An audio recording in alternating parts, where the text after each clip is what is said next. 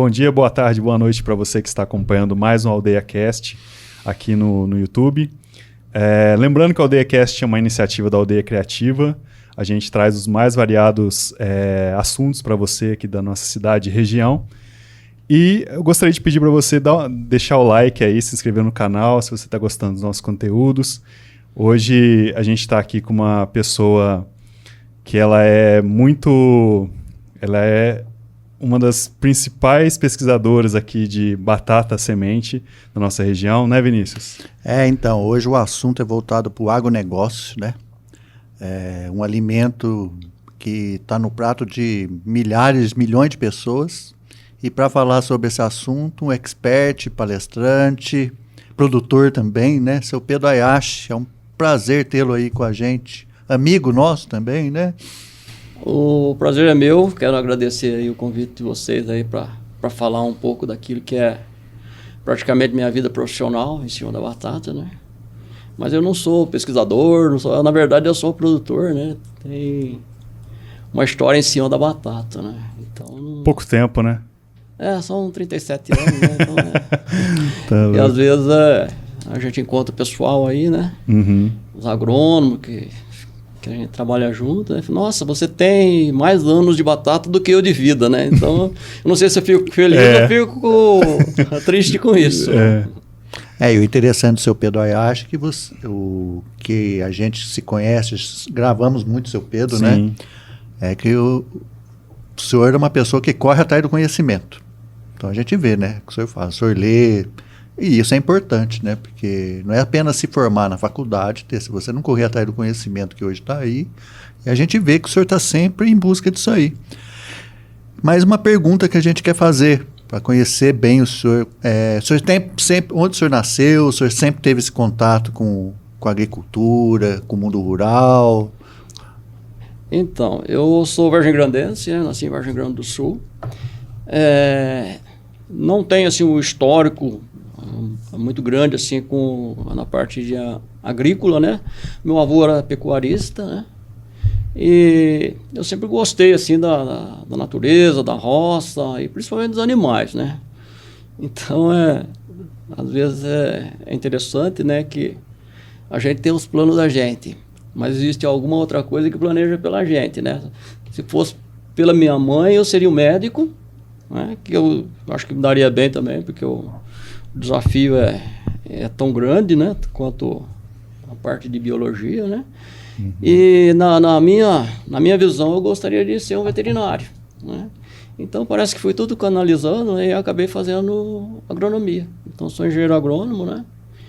E a parte aí que eu faço do meu trabalho, do melhoramento genético, é tudo através de conhecimento como autodidata, né? Então eu tenho bastante contato com o pessoal dos pesquisadores, tudo, né? Uhum. Mas é mais assim do jeito que você está falando, né? Não ficar satisfeito com aquilo que tem, mas sempre estudando e observando. Eu acho que isso daí é um ponto forte, né? Tem que observar e estudar bastante, né? E o senhor se formou onde? Estudei na Unipinhal, né? Antes era Faculdade de Agronomia e Zootecnia Carlos Gonçalves, né? Hoje é Unipinhal, né? Estudei lá. E quando o senhor estava estudando, o senhor tinha alguma ideia de que um dia trabalhar com batata, alguma coisa por assim? incrível que pareça,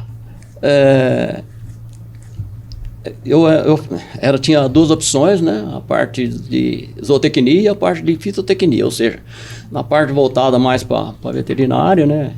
No aspecto de zootecnia, e a parte de fitotecnia. E eu puxava todas as matérias, né, relacionadas com os animais. Então eu tive gado de corte, gado de leite e as plantas praticamente ficou delegado ao segundo plano, né? Então é o que eu falo, a gente tem o plano da gente, mas eu acho que alguém tem outros planos para a vida da gente, né? Entendi. E como foi a vida universitária nessa época? Porque nessa época a universidade era não tinha tanta universidade de agronomia na região, É uma né? referência, né?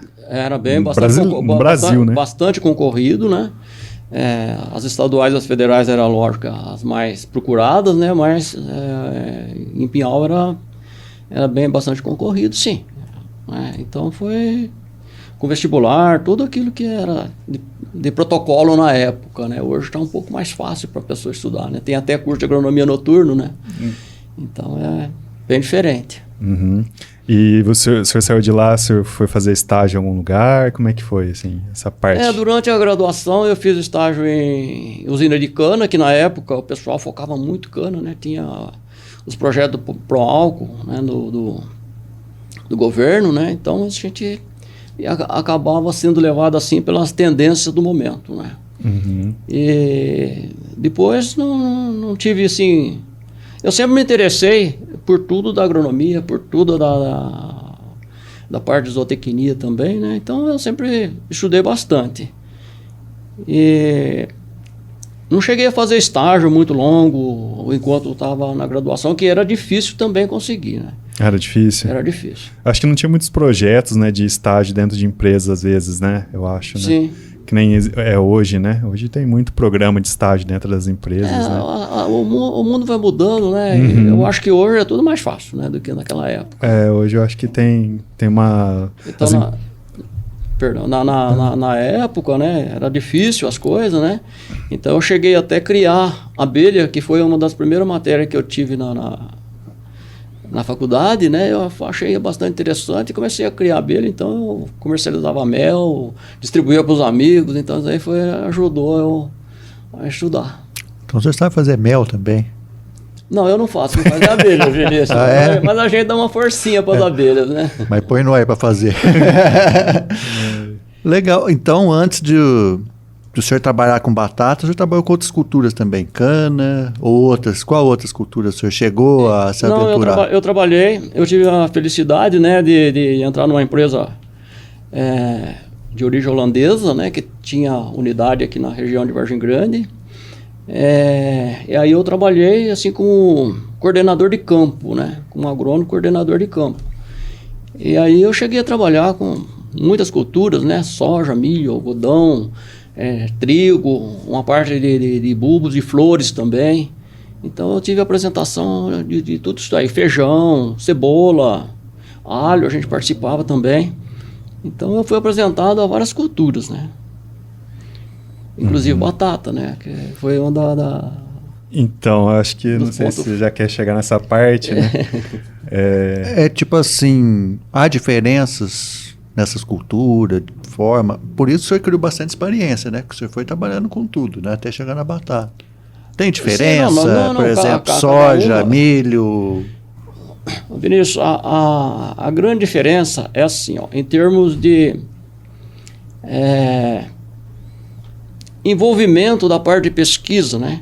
Porque desde quando eu comecei a trabalhar com agricultura, a produtividade da soja praticamente triplicou. Do milho mais que dobrou ou triplicou, dependendo da onde você tira assim com um parâmetro para medir produtividade.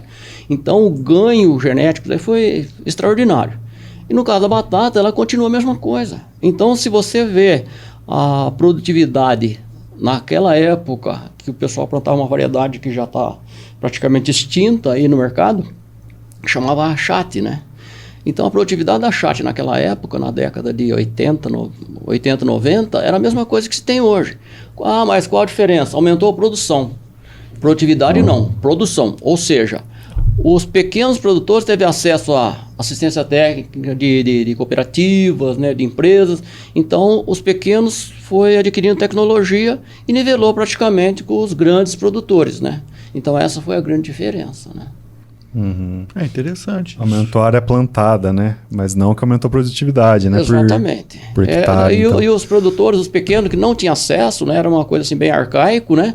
Eles começaram a ter acesso à tecnologia. Então, cooperativas, associações, aí teve uma grande participação nesse envolvimento aí do pequeno, né? Para atingir os melhores níveis de produtividade, né? Uhum.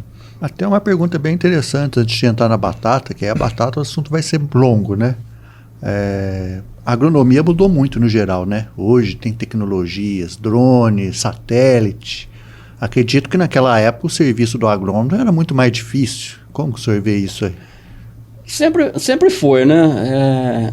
Porque hoje É nova tecnologia, inteligência artificial. Hoje você tem o WhatsApp, se você estiver no campo aí, achei uma planta doente, você fotografa, manda para outra pessoa, e no instantinho a pessoa está vendo lá. Então, ainda a gente vai usar muita coisa disso daí, né, para facilitar a vida, né? Eu penso em usar drones com inteligência artificial para medir produtividade, né, e ver quais os defeitos de uma lavoura, né, em termos de doença, de solo, em termos de stand, né, que é uma coisa que pega muito em batata, né, a população de plantas por hectare, né. Eu acho que isso daí é uma grande inovação e não tem jeito de voltar. É como outras tecnologias que mais para frente vai falar também de batata, sobre transgenia, sobre CRISPR-Cas9, sobre cultivo de plantas diploide, né? A gente chega lá. Esse assunto a gente entende. Mais ou menos. Mais para menos. Então, quando que teve assim esse primeiro, como é que você deu esse primeiro passo em busca ao amor pela batata, né? Vamos dizer assim, né? Eu acho que uma das coisas que motiva, né, que entusiasma a gente são os desafios. Os desafios que aparecem na vida da gente, né? Então, a gente trabalhava, na época, né, com milho, com soja, com algodão. O que era diferente da batata para as outras culturas? Bom, se você for plantar uma variedade de milho hoje, ou naquela época, você pergunta para a empresa, o que eu uso aqui de fertilizante, que cuidado que eu vou ter que ter, que altitude que eu planto. Então você tem as respostas todas prontas praticamente, né? E no caso de batata, não. Até hoje, se você perguntar para cada produtor o que ele usa, ele vai falar uma coisa diferente.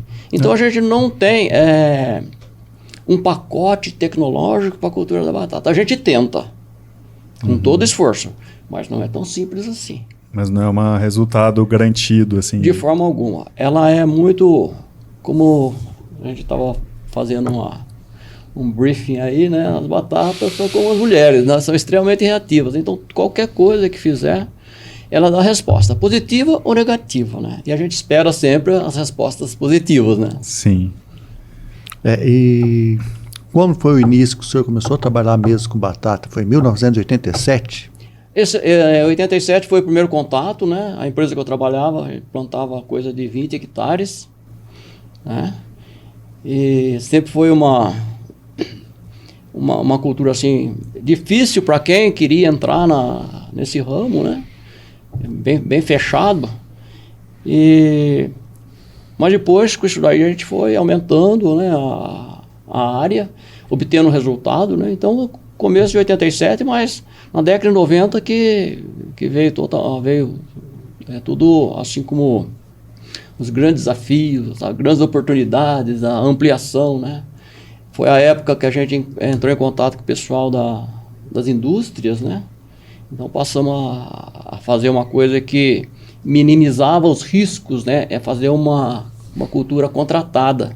Então a gente só se preocupava, não na parte mercadológica, e sim a parte de produzir o máximo com a melhor qualidade. Então isso daí foi um grande avanço dentro da empresa que eu trabalhei. Depois que eu saí, eu continuei fazendo esse mesmo tipo de trabalho, né? De produzir para a indústria, que foi uma coisa bastante interessante, né? Porque esses tipos de indústria você vende uma carga fechada, Você faz um contrato, né, antes era a área, né, mas depois o pessoal começou a fazer, você contrata a fábrica, né, para entregar tantas toneladas em determinado período, para que eles vão processando esses materiais. Entendi. Né? E eu imagino que essas empresas elas devem ser bem exigentes, né, quanto à qualidade dessas batatas, né? A exigência é um pouco diferente daquilo que é de mercado fresco, né? Mercado fresco, eles primam pelo tubérculo lustroso, de pele amarela, brilhante, não pode ser muito grande, não pode ser pequena. E no caso da indústria são outras exigências, né? Como matéria seca, né? Ou seja, qualidade intrínseca do tubérculo, né? Então não é tão simples também, porque esse ano agora, né? Tivemos um verão muito quente. O pessoal da indústria passou bastante apertado com relação à qualidade da batata para a indústria, né? É bem exigente, né? Muito. A gente já firmou uma empresa, né, que são câmeras frias, eu lembro que era Sim. muito rigoroso, assim, para poder... E a empresa, ela faz a consultoria, né, a indústria, ela vem, um errinho... Isso daí é o fantasma, né, o grande fantasma de batata contratada, é que você tem algum problema na lavoura, você manda para a fábrica, eles falam, não, isso aqui eu não aceito, isso aqui pode jogar fora. Aí é um prejuízo. E acontece. Acontece, né?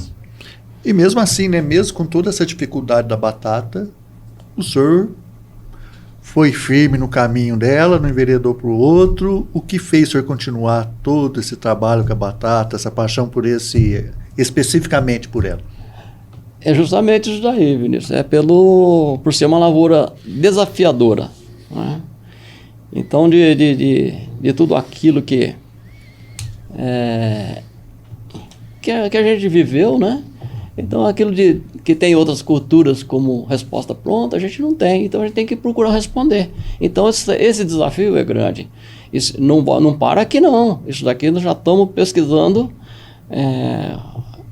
alguma coisa de doenças novas, né, que estão surgindo, nos defendendo, né, de possíveis pragas que existem em outros países que poderiam entrar aqui e comprometer a nossa bataticultura. Então a gente está sempre atento a tudo isso daí, né? Uhum. E quando você trabalhava numa empresa, né? E o senhor saiu e já abriu uma empresa? Ou... Sim, eu fiz uma sociedade com uma outra pessoa, né? Ah, sim. Depois constituí uma outra empresa. Uhum. E a vida da gente assim, é bastante dinâmica com relação a isso, né? E conforme vai passando o tempo, né, cada um vai afinando, né, aquilo que mais quer, aquilo que mais gosta, porque a parte, por exemplo, que eu gosto, né, que é objetivo de vida, são as variedades de batata, né? Isso daí eu não tenho mestrado, não tenho curso nenhum de especialização em genética, né, mas a vivência que a gente tem acaba trazendo resultado, né? Uhum. E como depois a gente pode falar da história da batata, né? A decisão de trabalhar com isso tem que começar com a origem da batata. A origem dela interessante. É sul-americana, né? Apesar do nome de batata inglesa, batata da Irlanda que o pessoal fala aí, não tem nada a ver. Ela é de origem do Peru e Bolívia, né? Do altiplano andino. E os europeus levaram essa batata para a Europa, né? E fizeram os ajustes para dia longo, né? E as variedades que nós plantamos atualmente são todas elas dessa mesma origem, né? Dos europeus, batata de dia longo.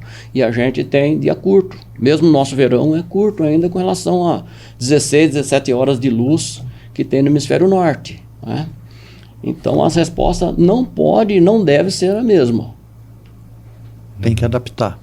Tem que fazer os ajustes. Do mesmo jeito que os europeus fizeram, levaram as batatas de dia curto e adaptaram para dia longo, a gente tem que pegar aquilo que conseguiram de bom em variedades de dia longo e tentar incrementar aqui.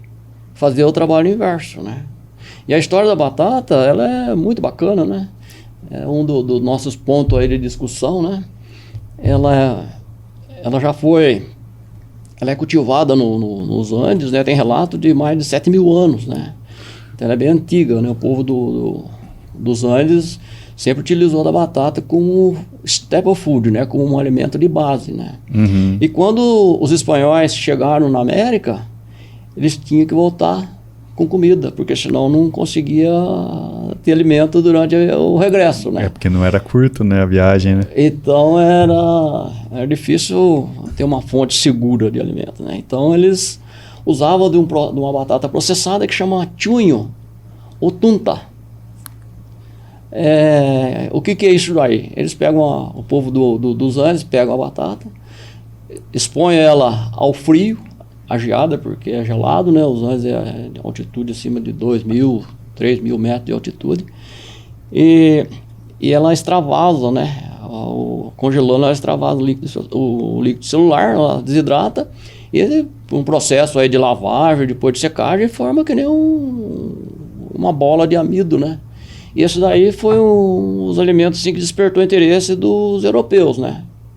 E eles levaram é também a espécie viva, né?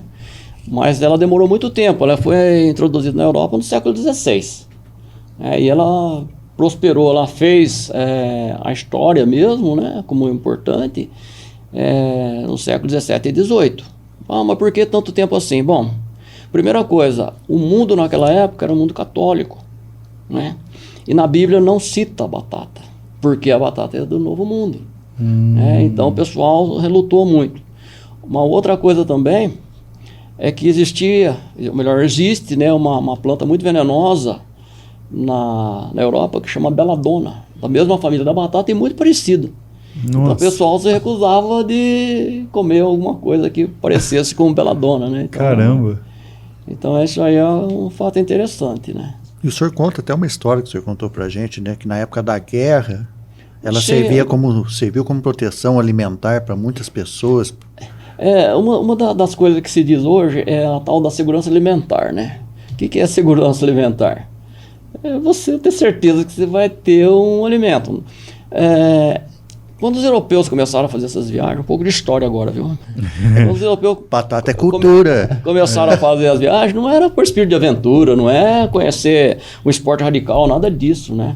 O que eles estavam buscando? Alimento, né? Tanto é que no início eles eram mais assim como guerreiro, conquistador, levar bens, né? E logo depois eles começaram a trazer pesquisador, cientista, que nem Charles Darwin, por exemplo, ele pegou uma carona numa coisa dessa, né? Num navio de exploração. E eles tinham essa necessidade, principalmente de alimento. Porque um ano chuvoso na Europa era sinônimo de fome, porque o trigo não ia produzir, dava doença e tudo mais. Então a batata veio assim para estabilizar isso daí. E uma das coisas que era disputa de terra, né? Se um campo de trigo tivesse no ponto de colheita, se viesse aí o vizinho mal intencionado, punha fogo naquilo lá, aí acabou, não tem mais nada. E no caso da batata, você podia passar, como aconteceu, né, durante a Primeira Guerra, você pode passar com um batalhão, você passa com um cavalo em cima dela, que alguma coisa sobrevive lá para você comer, alguma coisa vai ficar para você comer. Então ela já estabeleceu uma segurança alimentar. E o povo da Europa ficou tão dependente da batata que tem a famosa fome da batata. A fome da batata aconteceu na Irlanda 1883 até 1887, mais ou menos, quando entrou uma doença de batata e dizimou por vários anos, né, o fornecimento. Né? Então, para você ter uma ideia de quantificar, um irlandês ele comia coisa de 5 quilos de batata, 5, 6 quilos de batata por dia. Ô, louco. Nossa. E como alimento, a batata é um pouco diferente do que às vezes o pessoal prega hoje em dia, que batata é energético, é só carboidrato. Não.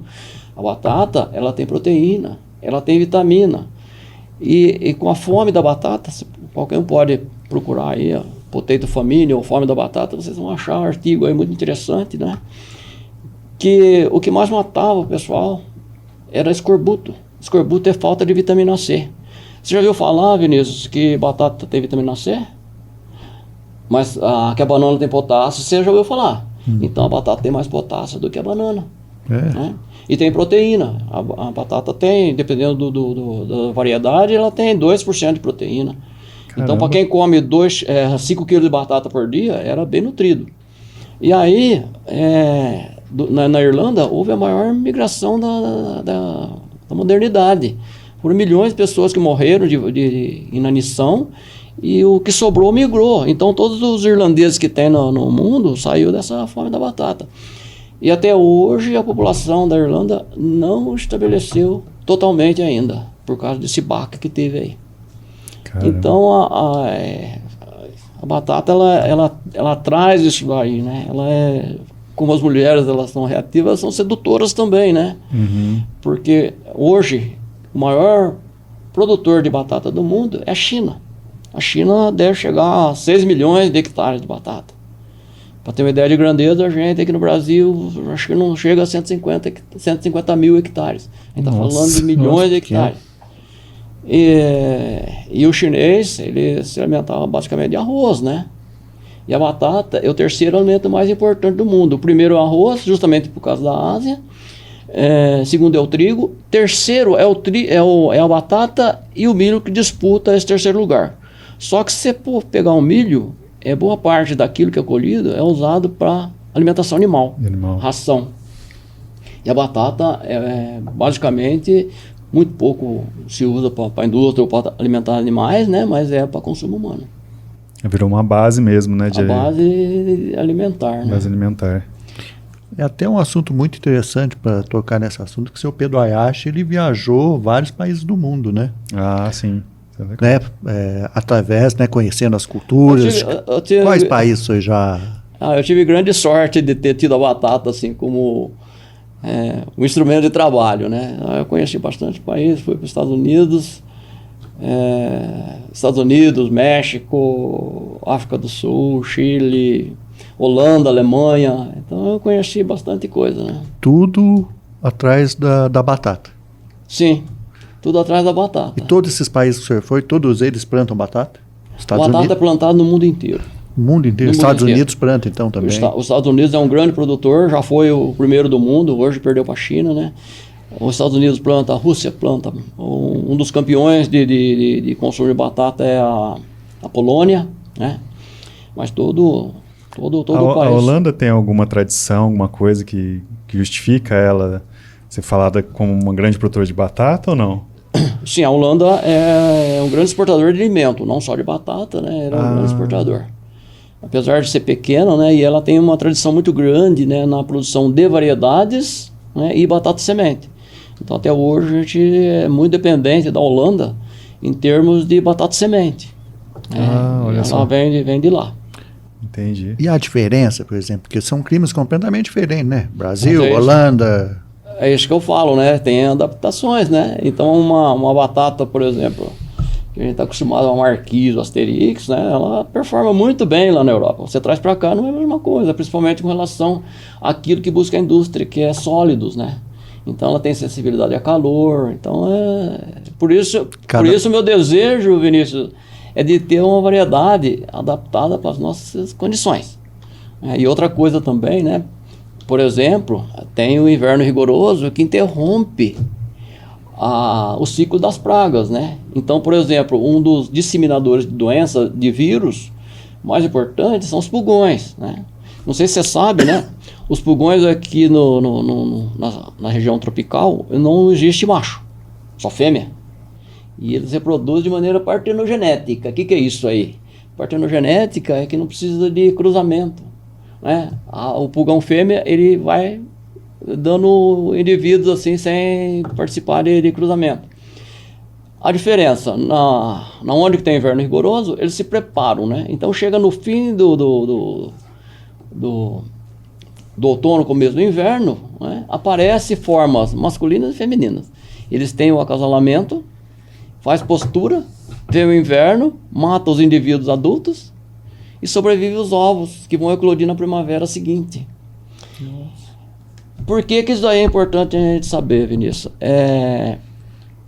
Como aqui no Brasil não tem interrupção desse ciclo, ele sempre está carregando vírus dentro de si. E eles conseguem transmitir essas viroses, né, para as plantas. Na Europa é diferente, né? No caso da Holanda que a gente está falando, o inverno fecha o ciclo do pulgão e ele vai começar a sair dos ovos, né, na primavera. E eles não são contaminados ainda. Ele vai contaminar com o quê? Com batata que porventura tenha sobrado do ano anterior, que ela consegue germinar na primavera, ele se contamina ali. E é bem diferente. Mas a gente não tem esse problema então do pulgão. Não só de pulgão, a gente aqui atividade de pragas. De pragas, de doenças é extremamente alta. Aqui é bem mais complicado do que nos países de clima temperado. Por isso que até uma curiosidade, né? Que fala, tem a batata de inverno, né? Que fala, né? Aqui no Brasil tem a batata de verão também, batata de primavera.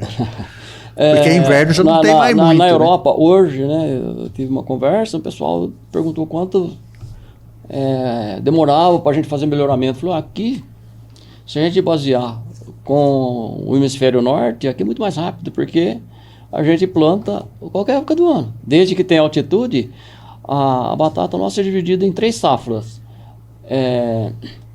A de primavera, verão, é uma que a gente chama batata das águas. Depois a batata da seca é o intermediário, né, que é o plantio de dezembro, janeiro, fevereiro. E depois a batata temporona de inverno, é a que se faz aqui na região de São João do Boa Vista, Vargem Grande, Aguaí. Então essas são as 3 safras. Isso daí, de um lado, é bacana, né? Mas por outro lado também tem os impedimentos, né? Então você tem problema de geada às vezes, tá mais raro, mas pode acontecer. É geada no inverno. No verão, o grande problema é a temperatura elevada e excesso de água também. Isso aí é coisa que a batata não se ajusta muito bem. Dentro do programa de melhoramento genético nosso, a gente tem clones que são altamente tolerantes a calor, né, que produzem normal em calor, mas só que não resiste ao excesso de água. A água é prejudicial. Todo lugar onde a produtividade da batata é boa é lugar seco. Lugar seco. Então, a África do Sul tem pouca água, na Austrália, nos Estados Unidos o pessoal planta no lugar lá que mais produz batata, é praticamente deserto, né? Que é o estado de Idaho, o estado de Washington. E pasme, né? Você perguntou que lugar que planta. Planta no Oriente Médio, planta em Marrocos, planta em Israel. Esse lugar é muito seco. É seco. E aí ela se dá bem. Mas ela precisa de um pouco de água também, ou não? Ela precisa de água, mas não precisa drenar também. Ela tem limite. Elas são reativas, conforme eu falei para você, igual as mulheres. Tem que ter cuidado com a batata. E como que o senhor vê assim, uma pergunta agora, que eu falei, vai surgir nas perguntas, curiosidade. Faz 37 anos o senhor trabalha com isso. Então, o agricultor, a gente vê que ele está sempre de olho no clima, né? E o clima mudou muito, né? Não sei como que o senhor vê. Hoje, por exemplo, esse ano quase não teve inverno. Inverno fez um pouquinho uns dias, depois um calor excessivo.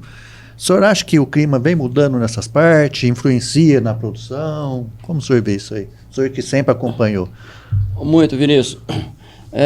Não vou nem culpar, né? O pessoal fala que o aquecimento global é devido à atividade humana, né? Eu, sinceramente, não acredito nisso aí.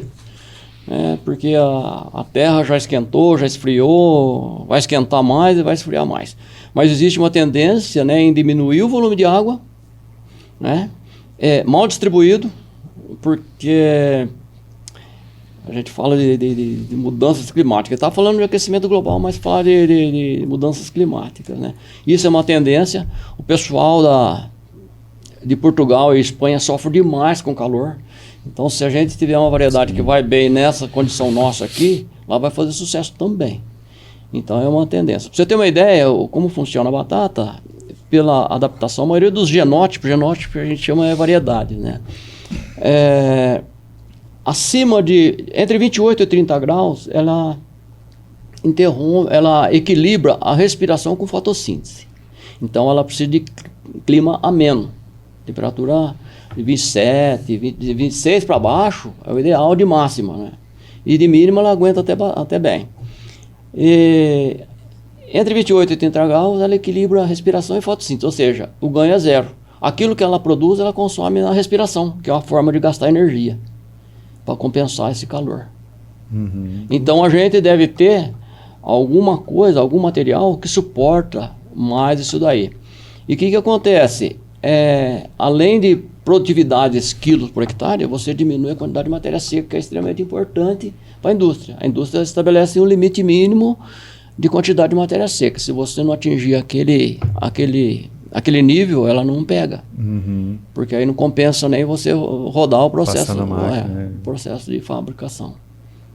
Muito interessante, né? Um assunto bem complexo. E essa paixão pela batata do seu Pedro Hayashi fez que ele trabalhasse com 3 empresas, né, seu Pedro? Me conta um pouco o nome de cada um, o que cada uma faz. Hoje eu faço parte, né, porque sempre tem outras pessoas envolvidas, né? Então são 3 empresas, talvez assim a mais importante não, né? Todas elas são importantes, né? Mas aquela que tem que ter uma dedicação grande é a Soleipapa, onde a gente produz os mini tubérculos de batata.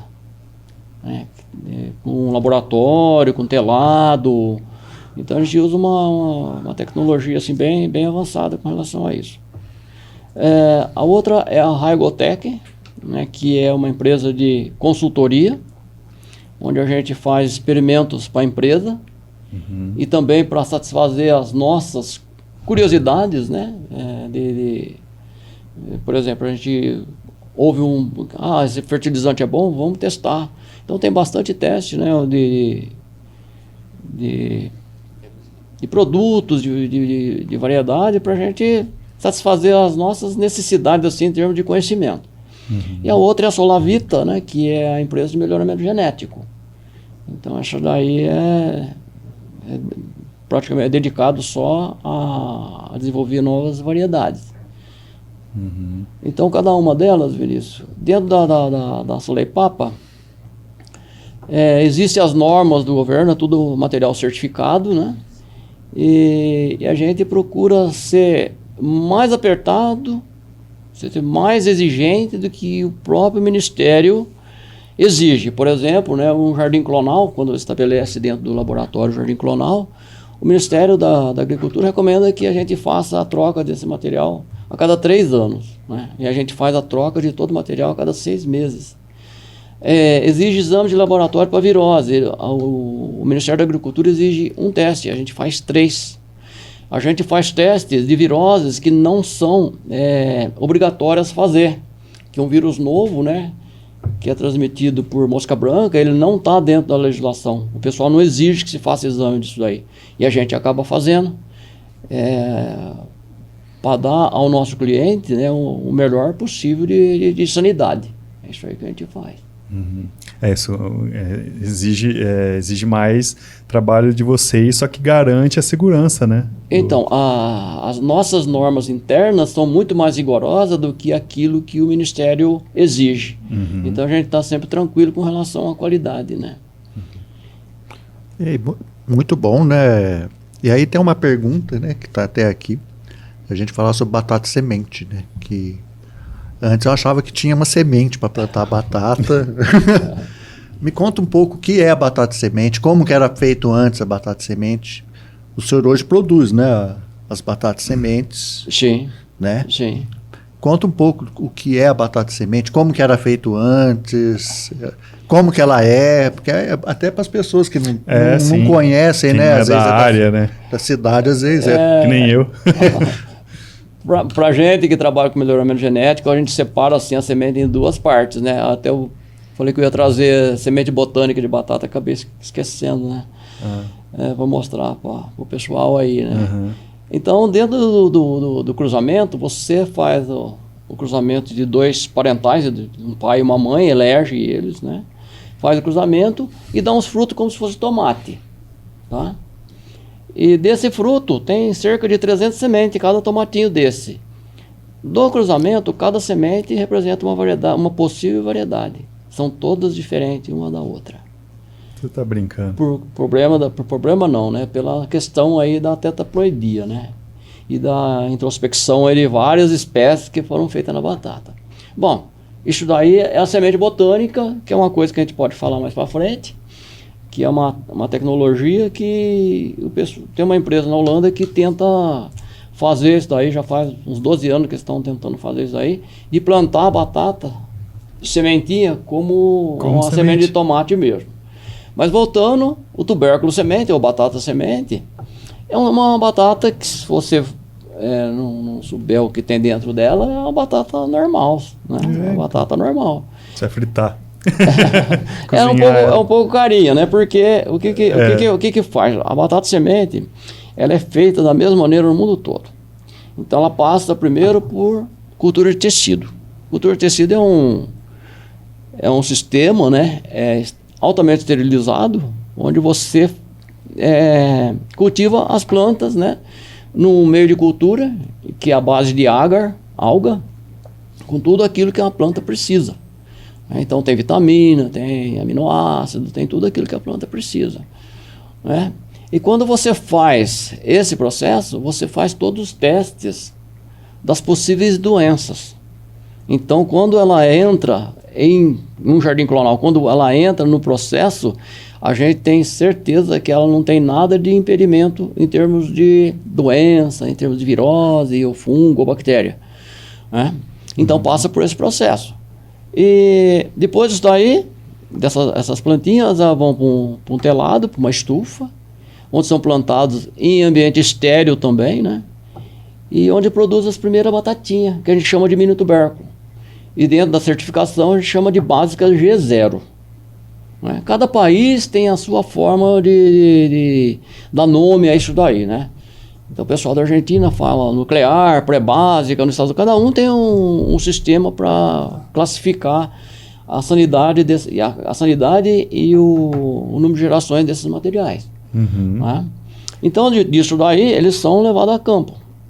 Então a gente produz o mini tubérculo, ou seja, ele nunca foi no solo. A partir disso daí, você começa a plantar ele a campo, né?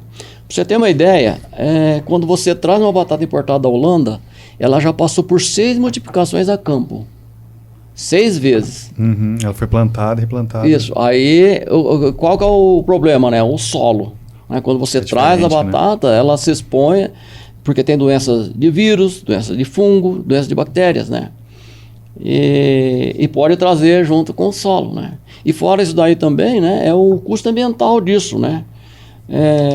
A batata você usa coisa de 3 toneladas, 2,5 toneladas, 3 toneladas de batata por hectare. E você tem que trazer isso daí lá da Europa para cá. Sim. Né?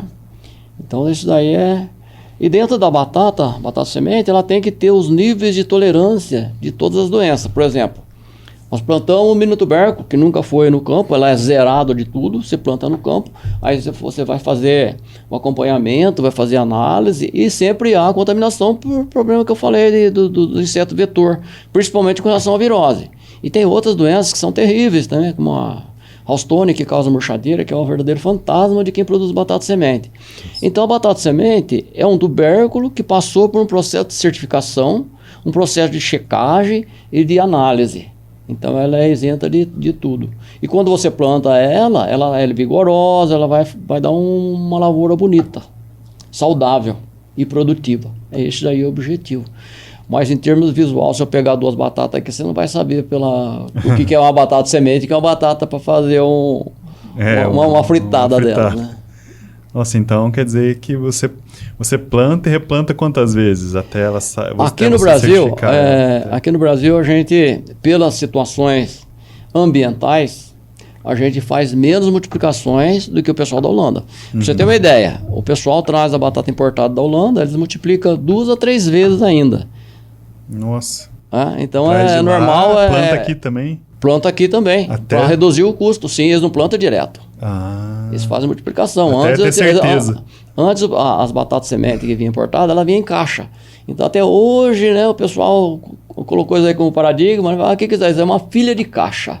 Ou seja, uma filha de importada. Uma neta de caixa. Uma neta de batata importada. Ou uma bisneta e por aí vai. E cada vez que você multiplica, mesmo lá na Europa, você vai perdendo potencial. Nossa. Quando você submete ela à cultura de tecido, ela ativa um equilíbrio fisiológico que chama juvenilidade, ela equilibra os hormônios. Isso daí eu acho que o pessoal estudou pouco ainda, né? Porque todo mundo achava que cultura de tecido é porque era positivo porque não tinha doença, mas não é isso, tem o aspecto fisiológico também. Fisiologia não tem nada a ver com genética, são coisas diferentes. Tá? E aqui, respondendo a sua pergunta, né, aqui o pessoal multiplica de 2 a 3 vezes esse material que a gente produz aqui. E recentemente tivemos um problema, primeiro importação de batata do Chile, tinha um nematóide quarentenário, ou seja, um nematóide que não existe no Brasil. Então isso daí deu uma travada nas importações. E agora recentemente também da Europa foi identificada uma doença que é quarentenária, que é terrível, ela acomete grande parte da produção americana, que chama zebra chip. Zebra chip é uma bactéria que é transmitida por um psilídeo. Psilídeo é um inseto que transmite o green na laranja. Nossa, é uma bactéria muito parecida com aquela, aliás, do mesmo gênero, né? dessa bactéria. E aí teve muita batata que voltou, que não internalizou, né? Agora, felizmente, parece que está normalizando, né? Não detectaram mais nada em exame, porque antes dela entrar no Brasil, ela passa por exame para determinar essas possíveis pragas, né? E testes nos lotes que entram no Brasil? Isso, faz uma amostragem que é bem, eu acho que... Bem pequena. É bem pequeno por aquilo que entra, né? E acaba a gente correndo risco, né? Eu não sou nem favorável a trazer, por exemplo, as doenças que existem lá fora, né? e que tem aqui. Apesar de ser a mesma espécie, ela tem diferença, porque existem adaptações locais.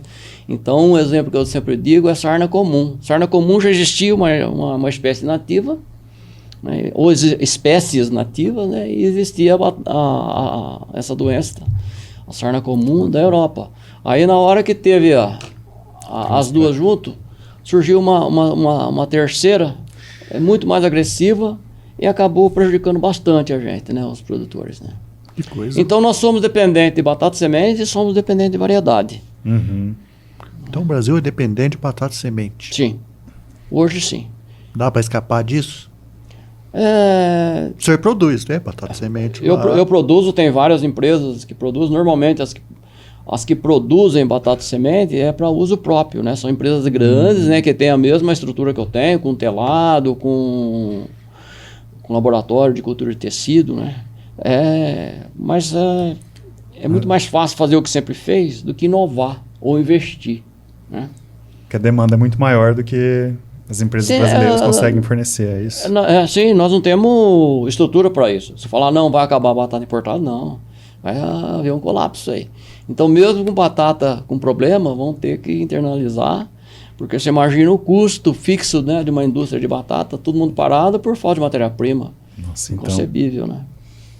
Certeza. E como o senhor vê a importância da pesquisa? É o que o senhor estava falando, né? Eu acho que tudo é questão de se construindo no Brasil, né? Sim. Mas, como falou, né? Como já está acostumado a fazer, de certa forma, tudo de um jeito só, mudar é difícil, né? Eu tenho um ditado que eu sempre falo, né? O caminho que você conhece é sempre mais perto, mesmo se for mais longe. Isso daí é uma coisa que está só na nossa cabeça. Quantas vezes você pegou um atalho para algum lugar, o GPS mandou por aqui, eu vou. Aí você tem aquela impressão, puta, tá longe. Aí você vai ver, você gastou menos quilômetro e gastou menos tempo. Então estava só na tua cabeça. Então os hábitos, paradigmas são muito desse jeito aí. As pessoas fazem o que sempre fez. Pra você ter uma ideia, como são conservadores os produtores de batata, eu me incluo nisso daí também, né? Na época eu usava uma fórmula de adubo, fertilizante, 4,14,8. Pasme, uso até hoje. Estou falando de 37 anos, ou seja, usava antes de eu começar com batata e continuo usando até hoje. E será que é o melhor, né? Sei lá, às vezes fica essa... É por isso que a pesquisa é importante, a pesquisa vem validar isso aí. Porque não adianta, que nem a nossa empresa Raigotech aí, não adianta você fazer um teste. Um produtor vai lá e planta um pedaço, mas foi tão bom, mas não tem ciência nisso, né? Não tem, o que tem que fazer? Repetição, tem que fazer várias vezes para você consolidar. Senão não é conclusivo, né? Então a pesquisa é extremamente importante, ela é bastante deficitária nesse país, né? O pessoal não tem recurso. A gente tem que passar sempre o chapéu aí para fazer coleta, para auxiliar. E eu ajudo os pesquisadores em tudo aquilo que eu posso. Então tem não sei se você viu na internet, né? Eu fui homenageado aí com o nome de uma bactéria, né? Que a doutora Suzette, no Instituto Biológico, fez essa homenagem aí, que eu sou muito honrado com isso, né? Então, por eu auxiliar o pessoal da pesquisa, né? Durante os 5 anos, a gente forneceu material, aquilo que eu precisava, para concluir o trabalho, né? Bacana. Então, eu acho que isso daí a gente deve isso à pesquisa. Né? Então, o pessoal sempre está pegando material, aquilo, dentro da Soleipapa, isso daí já faz parte da nossa filosofia. Auxiliar a pesquisa, porque sem conhecimento não tem nada. Não tem nada. Não existe avanço, né? Porque tudo muda, né? Doenças mudam, clima muda, tem que pesquisar para tentar melhorar cada vez mais, né? Sempre. A natureza é dinâmica, né? Então, às vezes, quando a gente estava na graduação estudando, né? Fazia uma pergunta para o professor e falava assim, depende. A gente achava que o professor estava enrolando, né? E hoje a maioria das perguntas que me fazem, eu falo, depende. A gente está subindo a escada ali, foi a mesma coisa. O Vinícius fez uma pergunta para mim, esse depende veio assim de maneira espontânea, eu não lembro qual é a pergunta, né? Justamente por causa dessas mudanças, né? Muito acentuadas, né? O clima muda, os organismos mudam, tudo é bem dinâmico, né? E você acha que as universidades têm um papel importante nessas pesquisas? Claro, sem dúvida alguma. A gente tá sempre próximo, né? Eu trabalho auxiliando, escrevendo trabalho em conjunto com o pessoal da Unesp, da USP, né, de Piracicaba. A gente tá sempre junto com isso aí. A gente compartilha muitas informações, né? A gente auxilia naquilo que a gente faz, estabelecer uma conexão entre as pesquisas e o campo, né? Então, sempre digo que falta muita pesquisa para o campo e muito campo para pesquisa, né? Porque tem pesquisadores que são excelentes, né? Mas dentro daquele universo. Então, quando você leva ele a campo, você abre mais as possibilidades de haver descoberta, de surgir novas ideias para pesquisa, né? Isso é uma coisa que eu não lembro com quem a gente estava conversando, que realmente, às vezes, o pesquisador, ele não tem ele não faz uma pesquisa prática. Às vezes ele cria uma pesquisa lá e ele faz a pesquisa, mas não tem onde ser empregada, entendeu? E às vezes tem um problema no campo que precisava ser levado para um laboratório, por exemplo, e às vezes não tem esse meio que é o que você está falando, né? Sim, não, isso ocorre muito, né? São vivências diferentes, né? Então, eu já tive a oportunidade, né, de fazer a pergunta para o pesquisador, né, a respeito de um vírus, que nem esse vírus novo que eu falo que a gente faz teste, né? Isso aqui limpa através de alguma técnica? Ele falou, não sei. Ele falou, então vamos fazer. E nós fizemos, internamente nós fizemos. E foi com bastante sucesso. Então a gente tem resposta para isso. Senão era uma coisa assustadora. Nossa. Imagina um material contaminado você não poder limpar, principalmente na parte de melhoramento genético. Se for na parte de produção, não, você joga fora e compra outra semente nova. Mas tem certas coisas que são contaminantes, o vírus entra e nunca mais sai. A não ser que se usa tecnologia para isso, né? Poxa. Tem que ser uma parceria, né, entre produtor e pesquisador. Essa é a palavra-chave, parceria. É isso que eu tento estabelecer com toda a pesquisa, né? Não é pouco, não. Eu tenho bastante, um relacionamento bem bom aí com o pessoal da pesquisa. E até nas pesquisas do senhor, quando a gente foi gravar, né, eu vi lá que o senhor desenvolve umas novas variedades de batata, né, que não estão nem no mercado, né? Você falou. Como que é isso? Qual que é o objetivo? Então, a criação da empresa Solavita foi justamente buscar variedade para a indústria, né? Então, todo o foco é dado para a batata indústria. E batata indústria, elas são distintas entre duas finalidades, né? O processamento, que a gente chama batata processada, que é o French fries, a batata palito. E a batata chips, né? A batata palito tem um monte de outros subprodutos que eles fazem também, faz amido, faz uma série de coisas, aproveitando o máximo possível da batata. E a demanda maior é justamente uma batata que seja rústica, produtiva, para atender essa indústria de French fries, de batata palito, né? E a outra indústria é batata de chips, que é completamente diferente. Completamente diferente. Tem que ter um formato mais... O formato, cor de polpa, tudo diferente. Tudo diferente. E dentro do cruzamento, Vinícius, respondendo a sua pergunta, né? Começa a surgir pela tetraploidia da batata. Depois a gente consegue explicar isso daí. ela tem uma diversidade muito grande de indivíduos. Então, quando você faz o cruzamento, começa a aparecer batata colorida, né? E se o meu objetivo for só esse daí de batata palito, eu descarto tudo aquilo que não servir para aquilo, né? Mas dá dor no coração, né? Você vê umas coisas maravilhosas, são batatas fantásticas. E aí já começa a abrir um outro segmento para alimentos funcionais. Então, pra você ter uma ideia, eu tenho batata dentro da Solavita que ela possui uma quantidade de antocianina 600 vezes maior que uma uva. Caramba. Então, em termos para saudabilidade, é fantástico. Antocianina, são pigmentos, né? Então, no caso da uva tem o seu, no caso do tomate tem o seu pigmento colorido, que isso aí traz benefício à saúde, né? Uhum. Retarda envelhecimento, evita doença cardiovascular e por aí vai. Então, dentro do cruzamento, surgem essas coisas completamente diferentes, né? E a gente busca, a gente tem objetivo, claro. Aparecem esses indivíduos na periferia do nosso trabalho, mas o foco é batata para a indústria ainda, né? E essa pesquisa que você faz no Solavita geralmente é requisitada por algumas indústrias ou você sempre quer querendo projetar melhores? É difícil. Fazer aquilo que sempre faz é mais fácil do que você mudar o seu comportamento. Você fala para diminuir a aplicação de produtos.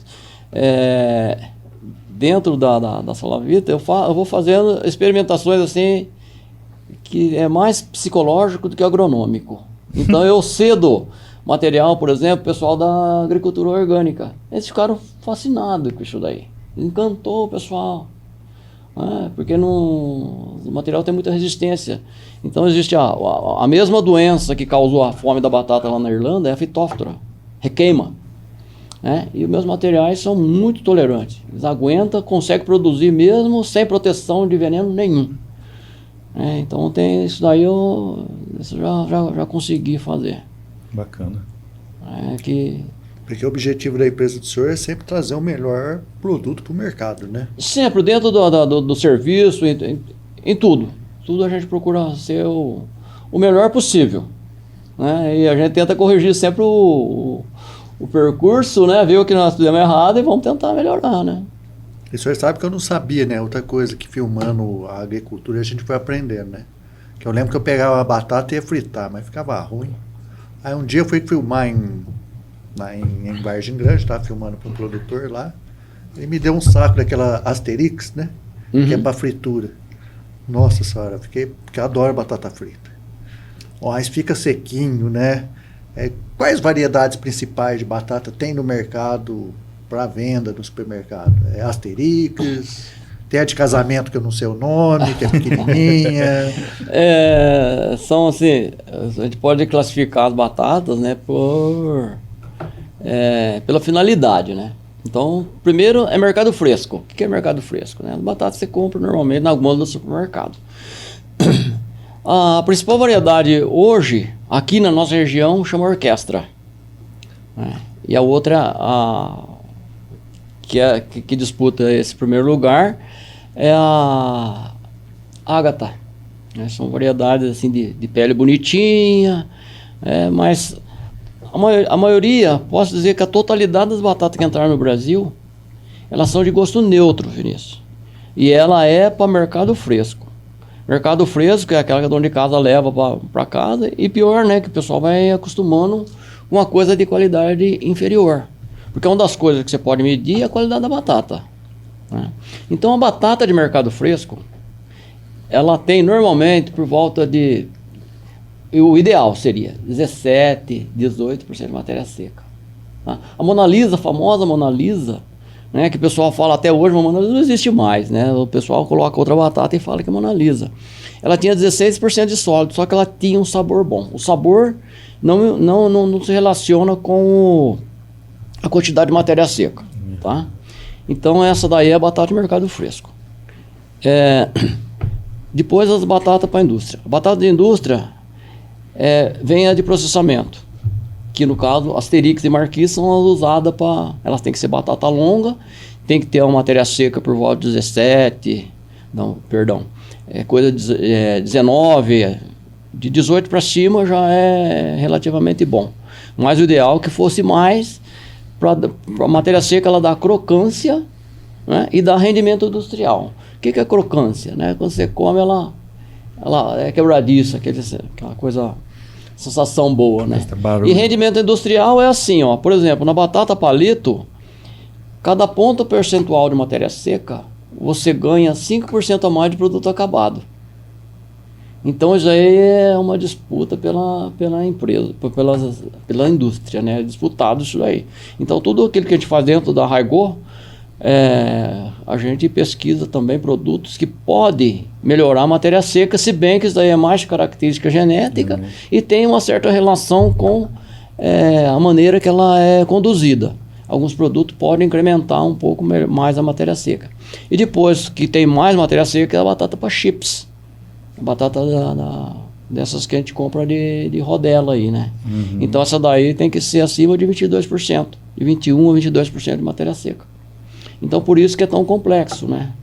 E uma das coisas que a gente vê dentro do melhoramento genético é a quantidade, primeiro é o sabor, né? Porque as batatas que eu falei para você são batatas de gosto neutro. Por que batata de gosto neutro? Eu achava que isso daí era uma mera casualidade. Mas depois, surpresa aqui. Depois, estudando um pouco mais, eu vejo que dentro dos programas de melhoramento, principalmente os holandeses, eles buscam batata de gosto neutro. Porque eles são, antes de mais nada, comerciantes. Então eles vendem para o mundo todo. Então ele pega uma batata com gosto neutro, vende por Oriente Médio, vão fazer com o quê? Com carne de carneiro, ele vai assumir gosto de carne de carneiro. Vende para o sudoeste asiático, eles consomem pescado, e vai assumir o gosto de pescado.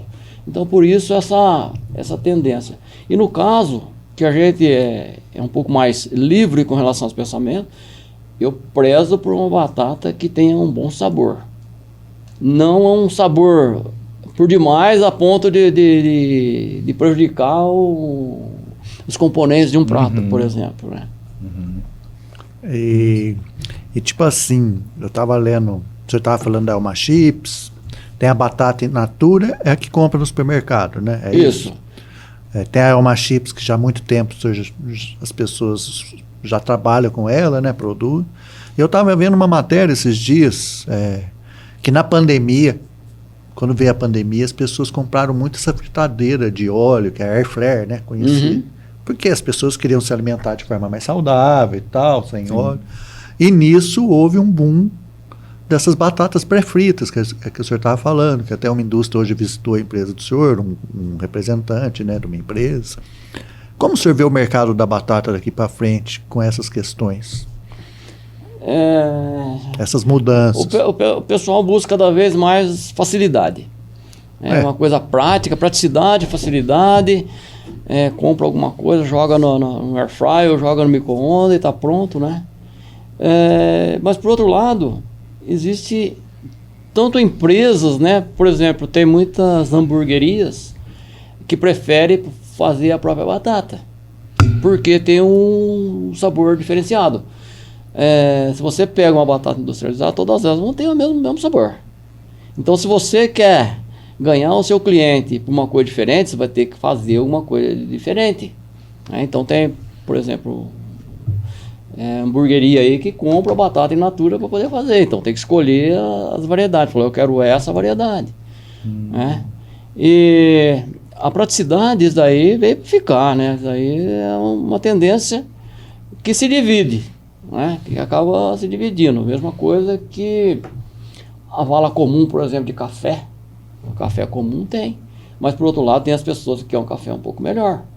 Então eu acho que sempre vai ter um espaço para a batata in natura, mas desde que ela tenha qualidade. Até hoje nós nunca tivemos uma batata de qualidade no Brasil. A famosa Bindt, que o pessoal fala excelente para fritura, tudo, mas ainda era de gosto neutro.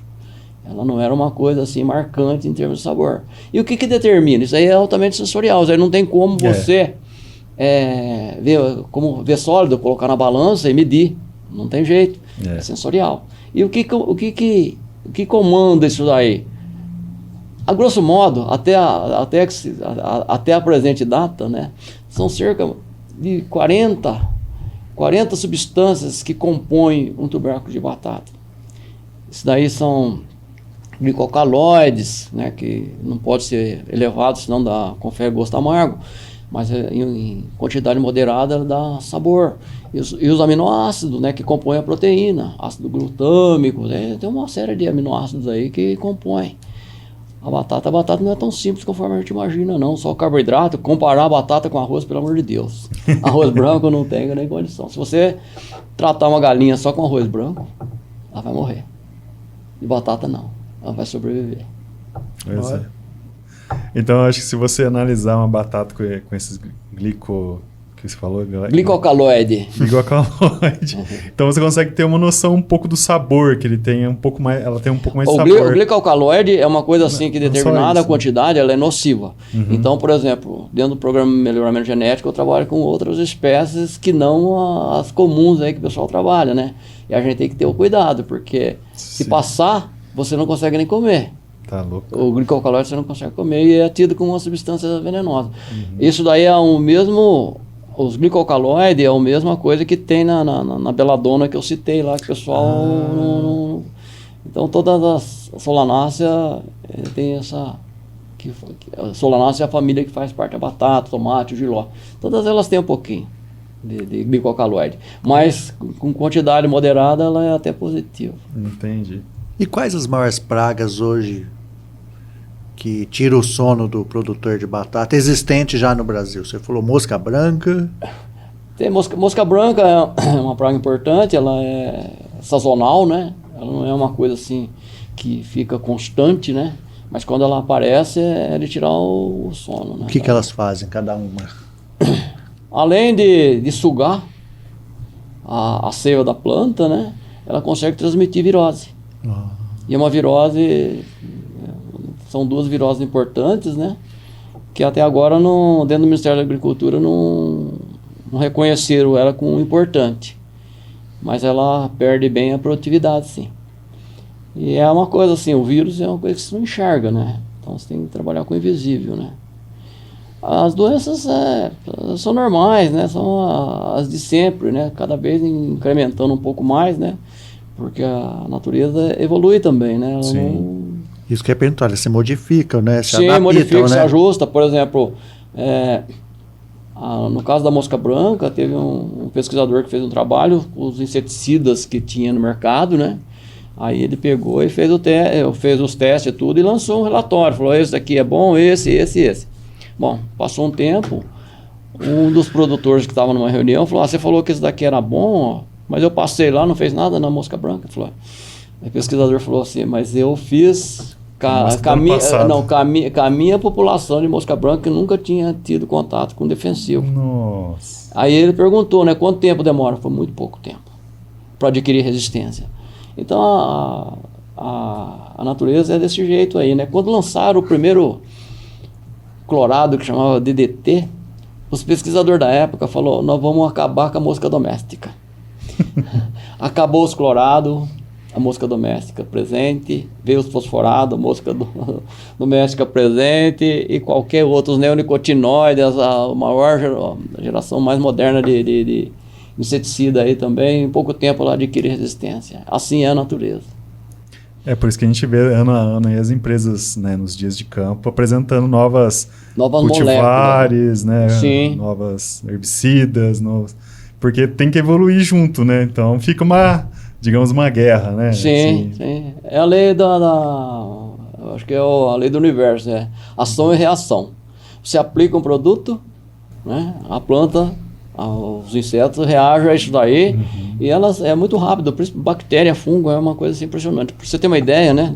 Voltando, aquele fungo que na verdade hoje nem é fungo, mas chama homiceto, outra classificação da requeima que deu na Irlanda.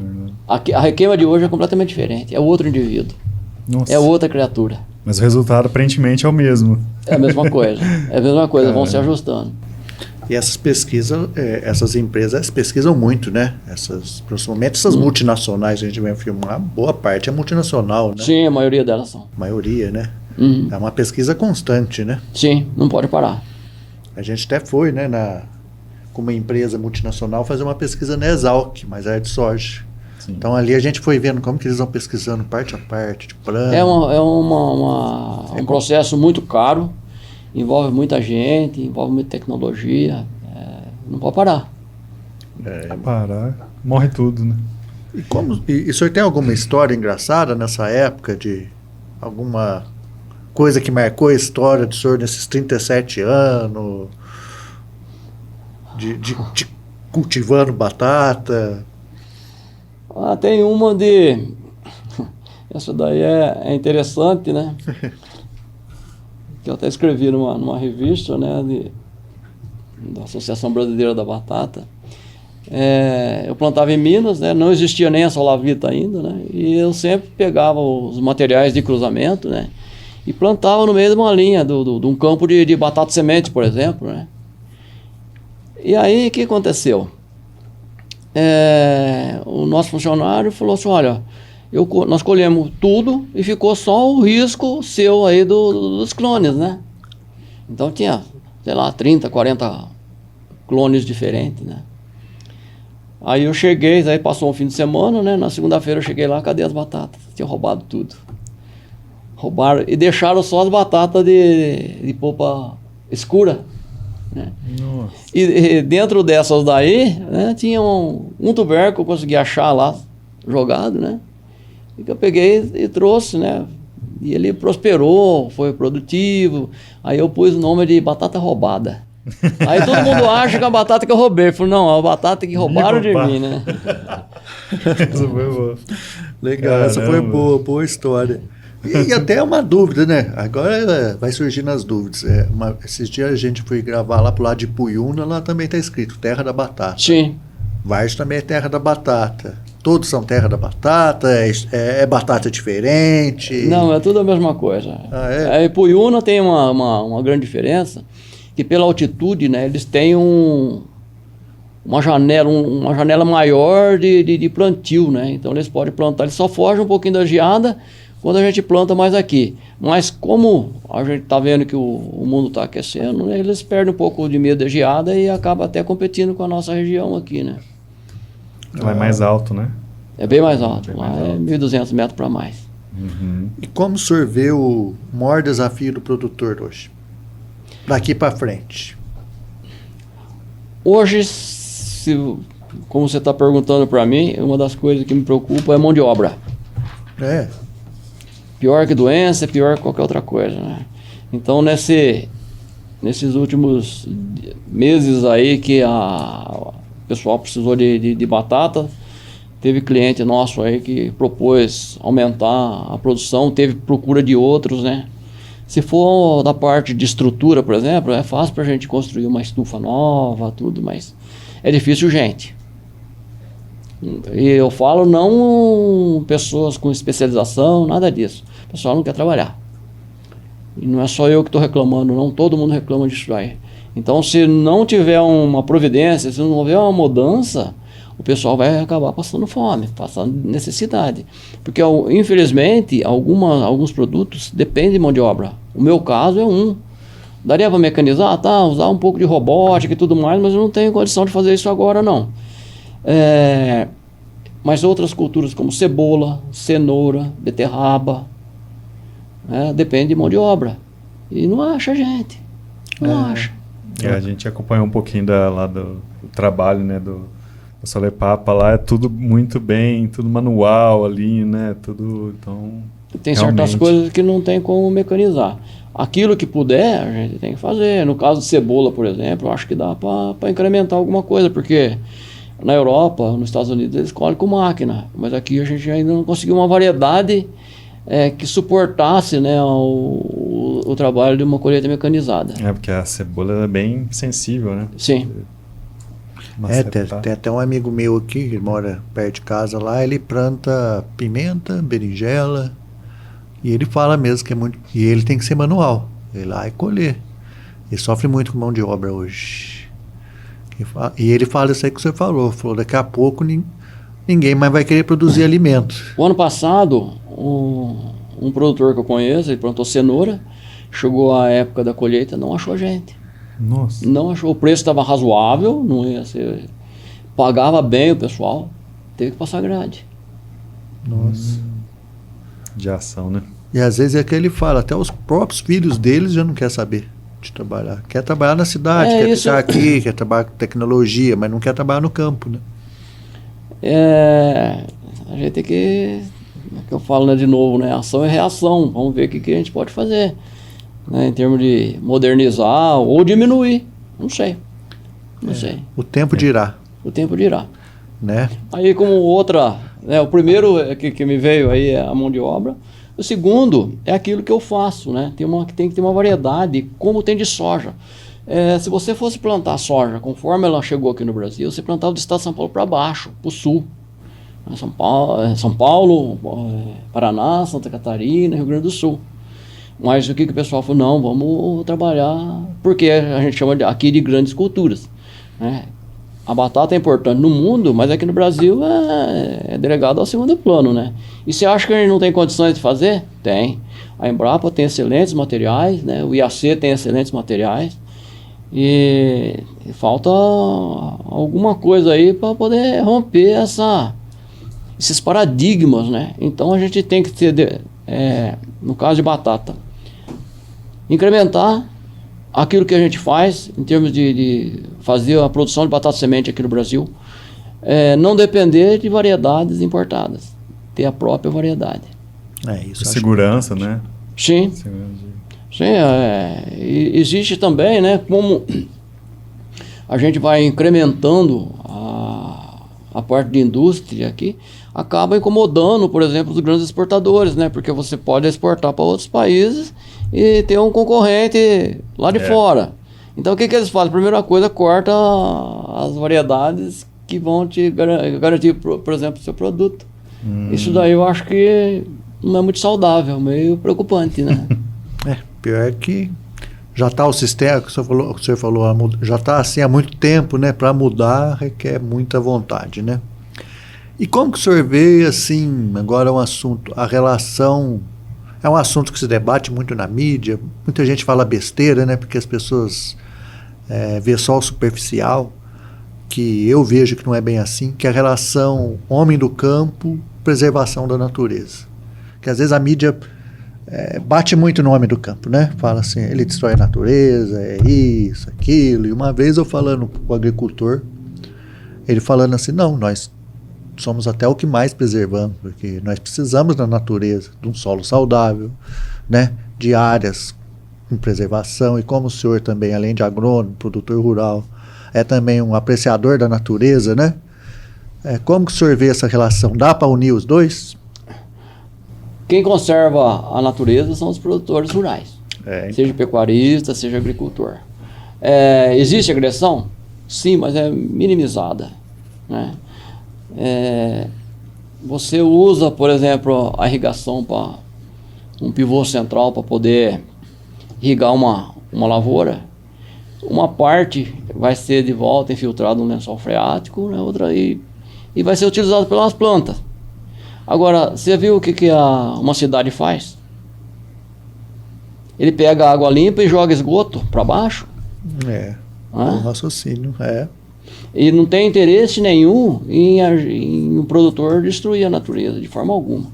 Em termos de exigências, os países da Europa não têm exigência nenhuma. A França, por exemplo, né, acho que é 4% que eles preservam. Aqui, no caso da Amazônia, é coisa de 70%, 80%, dependendo do lugar que você tiver. Então, é uma coisa assim absurda. E a gente tem que acabar com essa história aí, né, de que o agro é destruidor. Não tem nada disso daí, não. Muito pelo contrário, a gente preserva. Você teve a oportunidade de ver várias propriedades rurais aí. Todos eles são perfeitos. Não existe desmatamento, não existe nada disso daí, não. Isso aí só está na cabeça das pessoas, né, que quer agredir isso aí. E é uma coisa estúpida, né, porque você pode ser contra o agro, mas a gente está vestindo coisa do agro, né? A gente se alimenta do agro a cada dia. Então é completamente sem sentido, viu? Isso aí é de maior interesse. Ainda mais agora, né? A gente busca ter sustentabilidade, né? Novas tecnologias com relação a controle biológico, utilizando micro-organismo benéfico, usando um mix de espécies de planta para poder para enriquecer o solo, para dar vida ao solo. Completamente sem sentido isso daí que o pessoal fala. Que eu estava falando para o senhor, né? A pessoa recebe uma informação na mídia, aquela informação superficial, sempre que às vezes com alguma intenção, a pessoa nem foi lá ver e a pessoa consome, né? O conteúdo, né? É a mesma coisa que eu vi tem uma discussão na Secretaria do Estado, né? Do controle de javali, que é uma espécie invasora, né? E precisa de controle. E aí teve uma pessoa defendendo que do jeito que está sendo manejado não é suficiente, porque o javali está destruindo tudo e não tem nem comida para onça, né? Então o cara fala uma estupidez tão grande, né? Porque o que acontece? O nosso ambiente, dá para você gosta de fotografar a natureza, dá para ver. Quando eu era moleque não tinha tucano. Hoje tucano tem dentro da cidade. Né? Várias aves aí estão em abundância. Né? Uma das coisas, né, que pode levar em consideração foi o uso de clorado, o DDT, aqueles lindane, os inseticidas, os primeiros aí, ele foi abolido e ele não impedia de formar a casca dos ovos, né? Então a águia americana estava correndo um risco, restabeleceu. O condor dos Andes também estava em via de extinção, restabeleceu a população. Então aqui é comum você ver a fartura de bicho que tem para todo lado, de aves, tudo.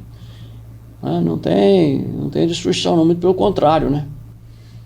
Eu acho que existe a necessidade de alimento, né, cada vez maior. E eu acho que, tipo assim, tanto as empresas que estão produzindo herbicida estão buscando essa maneira de você produzir mais com menos área, né? E com coisa cada vez menos agressiva à natureza, né? Sim. É o que você estava falando, né? Das Como é que chama? Biodigestor? Não é... uso de biológicos. Biológicos, isso. Biológico na agricultura. A gente tem visto nos dias de campo muitas empresas já produzindo, já oferecendo esse tipo de... Sim, e o Brasil é campeão de uso de biológicos, né? Mais que nos Estados Unidos. O pessoal fica doido com isso daí. Né? Porque nos Estados Unidos eles usam muito biológico, mas só na parte dos HF, né? Nas grandes culturas não usa. E o Brasil usa em grande escala. Então a gente está um passo adiante, justamente por causa dessa... A gente não falou que aqui é complicado produzir as coisas pela atividade de inseto e tudo mais. Então é ruim por um lado, mas em compensação a parte biológica é ativa. Você consegue trazer micro-organismo positivo, uma população a ponto de fazer controle de doença. Isso dá para fazer. Para um controlar o outro, né? Sim. Traz.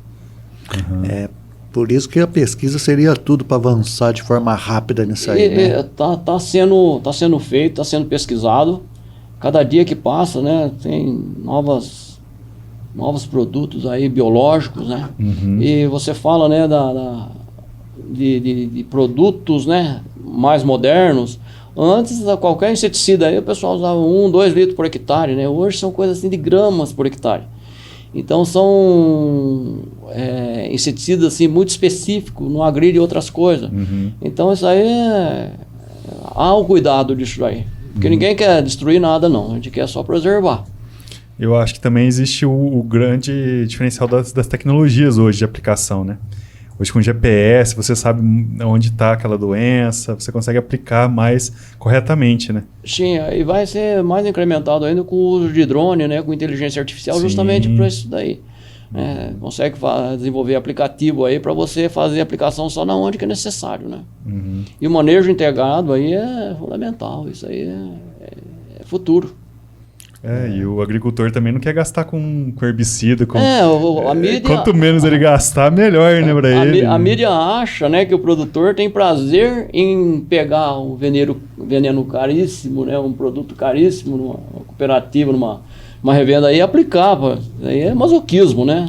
É sofrimento, né? Não tem sentido algum. Ué, quanto mais ele economizar... E algumas lavouras é decisivo. Às vezes o produtor evita de aplicar porque entre o lucro e o empate, ou o lucro e o prejuízo, é o fio da navalha. Se fizer alguma coisa errada ali, ele não vai ter sucesso, né? E aquilo, né, seu Pedro? Eu estava vendo uma matéria que a humanidade chegou ao seu primeiro bilhão lá por volta de 1900, né? 1900 e pouco. Hoje, de 1900 para agora, passaram 123 anos, cresceu 7 bilhões de pessoas em 100 e poucos anos. Então, quer dizer, e prevê que daqui a anos a população vai ser maior. Então, esse é o desafio alimentar do mundo, né? Isso aí é uma coisa assim, né, que o controle da população do mundo deveria ter tido antes, né? A China teve programa lá para reduzir a população, a taxa de natalidade, não conseguiu, né? Bem, a Índia também. Então é complicado, né? E tem certas coisas que é meio irracional, né? Porque, por exemplo, se eu for criar gado, eu consulto qualquer manual lá, tem 1 hectare, quantas cabeças eu posso pôr aqui com essa qualidade de pasto, né? E a gente não pensa nisso aí na própria espécie, né? Se você vê, por exemplo, quando dá essa chuva forte aí em costa do Rio de Janeiro ou São Paulo, né? Tudo de pendurado no morro, morre gente, né? Então essas coisas aí já fogem um pouco da batata, né, Vinícius? Né? Mas faz parte, porque é que eu falo, né, dentro da batata, quando você trabalha com melhoramento, você tem que ter uma visão holística, né? Você tem que ver tudo, né? Você tem que ver a parte de doença, a parte de nutrição, aquilo que é bom para o cliente. E dentro da agricultura a mesma coisa, tem que ver todas as relações que existem, né? Entre o meio ambiente, entre a população, oferecer o melhor possível, né? De produto aos consumidores, né? E qual o conselho agora que o senhor daria, né? O senhor já com 37 anos de profissão, estão chegando os jovens se formando na universidade, né? Para o jovem que de repente se interessa trabalhar com batata, está se formando, está no último ano, que conselho o senhor daria? O que ele teria que buscar para se aprimorar, para ter sucesso no mercado de trabalho, né? Ô Vinícius, a primeira coisa que a gente tem que ter é humildade. Né? A gente fala que se a gente não tiver humildade, se a gente achar que sabe tudo, a gente não vai aprender. Né? Foi interessante uma visita que eu fiz na África do Sul. Tinha produtores do Brasil, né? E eles plantam de maneira diferente. Eles plantam de canteiro. Né? Aqui eu trouxe essa ideia, tem produtor de milho tuberculose que usa o mesmo processo. Um dos brasileiros olhou e falou: isso aí não dá certo. Né? Então o que é isso aí? Falta de humildade. Aí depois eu perguntei para eles, para o sul-africano, quanto que era a produtividade. Ele falou: a gente produz 80 toneladas por hectare. A média brasileira eu acho que não chega a 27. Você tá doido? Tá? Então, uma das coisas que as pessoas mais novas têm que ter humildade. Outra coisa importante também é respeitar o produtor, a prática, o homem do campo. Né? Certamente, o produtor vai aprender com esse estudante, mas o estudante também vai aprender muito com os produtores. Né? Então, e às vezes é muito fácil, né? Às vezes eu vejo pessoa nova, aprende um monte de coisa na faculdade e quer aplicar no produtor. Aí vem umas coisas assim, completamente absurdas, né? O produtor pode falar para ele, olha, você é novinho ainda, né? Mas tudo aquilo que eu consegui foi do jeito que eu estou fazendo agora. Mas você tem que ter calma e falar para o produtor, né? Pô, não existe nada tão bom que não possa melhorar e não tão ruim que não possa piorar, né? Então eu acho que tem que ter um equilíbrio, né? É importante mesmo, para aprender, né? Sim. Estudar, não parar de estudar. Sempre se atualizando, né, com o novo, em contato com... E o networking, né? Você estabelecer um contato entre pessoas, né? Então qualquer problema que ocorre na batata eu fico sabendo, de um jeito ou de outro. Então eu tenho uma rede assim que isso é importante também para o desenvolvimento profissional da pessoa, né? Sim, muito bom. Network, acho que todas as áreas são muito importantes, né? A humildade faz que você amplie esse network, né? Porque, sim. Pô, uma pessoa não grata, muito orgulhosa, vai se fechando, né? Eu acho que, né? Mas ninguém sabe tudo, né? Porque dentro da vida profissional, a gente sempre passa assim por alguma coisa que hoje, certeza eu nunca tenho. A gente não pode ter certeza, porque muda muito, né? Então, a gente está falando de genética, né? Eu aprendi na escola que genética era uma coisa fixa, né? E na verdade não é, né? Existe o efeito do ambiente em cima do código genético e faz alterações e liga e desliga, né? E vai modificando, Isso daí chama efeito epigênico, né? É uma das coisas que a gente está aprimorando, né? Uma coisa que nós não tocamos, né, no nosso bate-papo foi com relação às novas tecnologias, no caso de batata, né, Vinícius? Eu queria dar Quais são? Uma reforçadinha, né? Hoje, durante a visita que eu tive aí, né, ele perguntou para mim o que eu achava. Isso aí o pessoal lá da empresa americana, Lamb Weston, né? O que eu achava de transgenia em batata. Transgênico, porque transgênico tem em milho, tem em soja, né? Tem outras culturas também, né? O pessoal do Canadá já há muito tempo já tentou fazer isso daí e não deu certo por uma questão só de aceitação. O pessoal não aceitava, porque milho e soja, apesar de tudo, ela é destinada mais à alimentação de animais, né? Quer dizer, a gente acaba alimentando de maneira indireta, né? Ao meu ver, não oferece risco nenhum. Isso aí não se relaciona com risco, né? Porque, por exemplo, no caso de milho, o gene de resistência a inseto, né, é baseado no Bacillus thuringiensis, né, chama BT. Né, e o pessoal sempre usou isso daí como controle biológico. A única diferença é que ao invés de estar no indivíduo separado, está incorporado dentro da planta, né? E existe agora também a tecnologia de CRISPR-Cas9. Então, por exemplo, essa vacina mais moderna foi tudo baseado nisso daí. O que é CRISPR? CRISPR é uma ferramenta que não é a inserção de genes, como a transgenia, né? Você pode ligar e desligar genes, né? Então, é uma tecnologia assim que muitos países não consideram isso daí como geneticamente modificado. Tá? Simplesmente eles usam transferência de parte do genoma de uma planta semelhante. Então não seria uma coisa tão agressiva que nem, por exemplo, pegar uma batata para resistência à geada com gene de salmão, né? Eles já fizeram. É mesmo? Mas não prosperou, né? E a outra coisa também, né, que eu citei é o cruzamento com diploide para apressar o processo de melhoramento genético, né? Porque um melhoramento genético clássico de batata na Europa demora 10 anos. Você fazendo todo ano 100 mil clones, né? 100 mil seedling, para você em 10 anos obter uma variedade, né? Então isso daí talvez anteciparia muito a tecnologia. Então tem bastante coisa vindo aí, né, em termos de tecnologia, né? E tudo isso daí para a gente fazer o quê?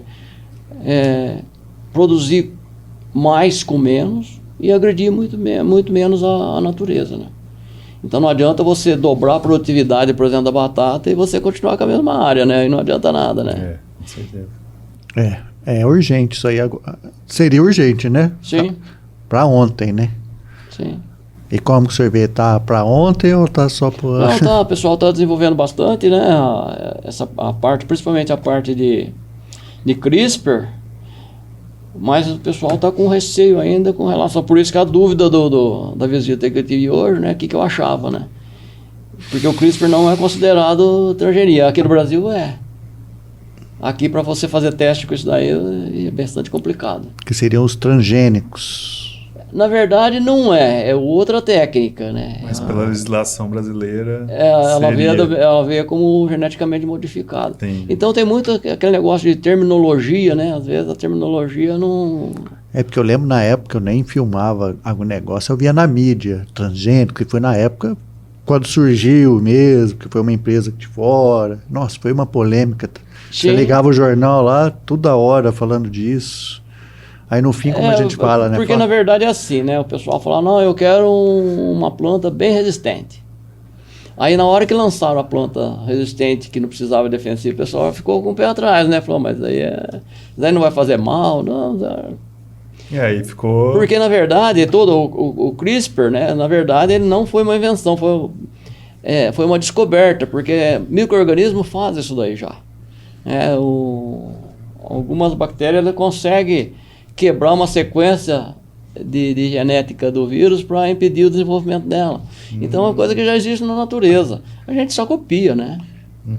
E é uma coisa que até uma vez um produtor de laranja falou para mim, Citos, aqui do lado para a região de Aguaí, que ele produzia os citos para a família dele, né? Então a família dele tomava o suco da laranja que ele produzia, a fruta, quer dizer, ele mesmo falava, você acha que se fosse uma coisa que eu soubesse fosse fazer mal? Ou ia dar para minha filha, para minha neta, né? Sim. Não é verdade? Sim. Não pode ser radical, né? Porque o pessoal, porque tem que ser orgânico. Não, na verdade a gente tem que ter uma alimentação segura, saudável, né? Se você precisar interceder com algum tipo de defensivo agrícola, que se faça, mas estabeleça as dosagens corretas, o período de carência. Eu acho que daí não tem problema nenhum, né? Com responsabilidade, né? Sim. Você já visitou, você já viu, tem bastante coisa lá, né, plantado. Então, meu prazer é ver, por exemplo, meus netos e neta comendo morango, né, no canteiro da minha horta lá, sem precisar lavar, não precisa lavar, não. O dia Você acha que se a gente tivesse uma dor na consciência, faria um negócio desse? É diferente de alguns produtores, né, que falam assim, esse daqui é para vender e aquele lá para minha família. Aí tá sendo um hipócrita, né, isso aí não... O maior problema hoje é generalização, né? Sim. Se uma pessoa erra, pronto, já culpa todo mundo, né? Já estão todos errados. E o morango, o senhor falou, o dia o senhor deu pra gente experimentar lá, foi um dos morangos mais saborosos que eu experimentei. Tem E as batatas também você já provou, né, Vinícius? Nossa, era saborosa, né? Sim, ela tem Dá sabor. pra perceber que a batata que o senhor me deu lá tinha sabor, porque as outras realmente, que o senhor falou, não, são neutras, né? Sim. E isso é para quem entende, né? Pra quem sabe fazer, né? E seu Pedro, queria agradecer ao senhor. Se o senhor tem mais algum assunto que a gente esqueceu, às vezes, de falar, que o senhor queira tocar? Eu acho que não, acho que eu já falei até demais, viu? Já falamos por 1h40. A gente falou bastante coisa, né? Bastante Foi assunto. um prazer ter o senhor aí com a gente, ter aceitado o convite de participar da Aldeia Cast, né? Um aprendizado, uma aula, né? Sim, com certeza. Já comecei a aprender um pouco de diploide. que se for falar de tudo, dá 10. Eu que agradeço, né? Esse bate-papo, não é de hoje que a gente vem discutindo assim, da possibilidade, né? Antes mesmo de ter toda a estrutura aqui para fazer o podcast aí, né? Mas eu que agradeço a oportunidade. Estou sempre à disposição aí para a gente trocar ideias, né? Opa, um prazer.